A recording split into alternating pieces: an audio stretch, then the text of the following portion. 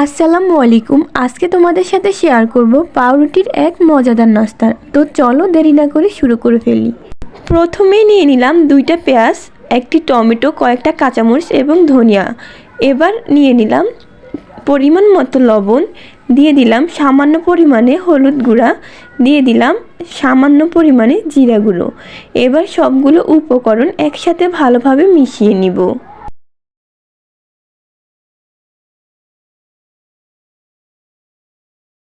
এবার দিয়ে দিব একটি ডিমটাকে এবার ভালোভাবে মিশিয়ে নিব।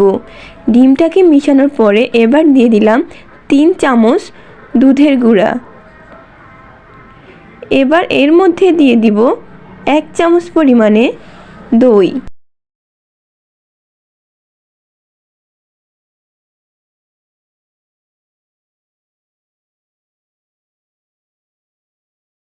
এবার এর মধ্যে দিয়ে দিব 3 চামচ পরিমাণে ময়দার গুঁড়ো।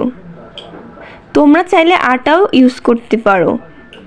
এবার সবগুলো উপকরণ ভালোভাবে মিশিয়ে নিলাম। দেখতে পাচ্ছ অনেক বেশি পাতলাও হয় নাই ডোটা, অনেক বেশি ভারীও হয় নাই। এবার এর মধ্যে দিয়ে দিলাম 1 চামচ পরিমাণে চিনি।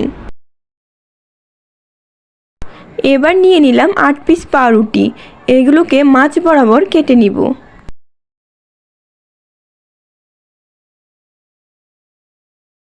এবার একটি ফ্রাই প্যানে তেল গরম করে নিয়েছি।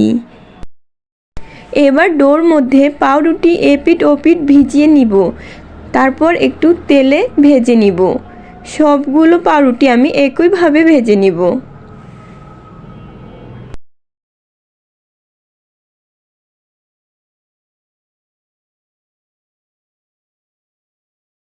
চুলার আগুন অবশ্যই মিডিয়াম লোতে রাখবে, না হলে পাউরুটি পুড়ে যাবে। ফাইনালি আমার পাউরুটিটি হয়ে গিয়েছে। তো আজকের ভিডিও তোমাদের কাছে কেমন লেগেছে অবশ্যই কমেন্ট করে জানাবে। এটা ছোট থেকে বড় সবাই অনেক বেশি পছন্দ হবে, আর এটা খেতে অনেক বেশি টেস্টি। বাসায় অবশ্যই একবার হলো বানিয়ে ট্রাই করবে।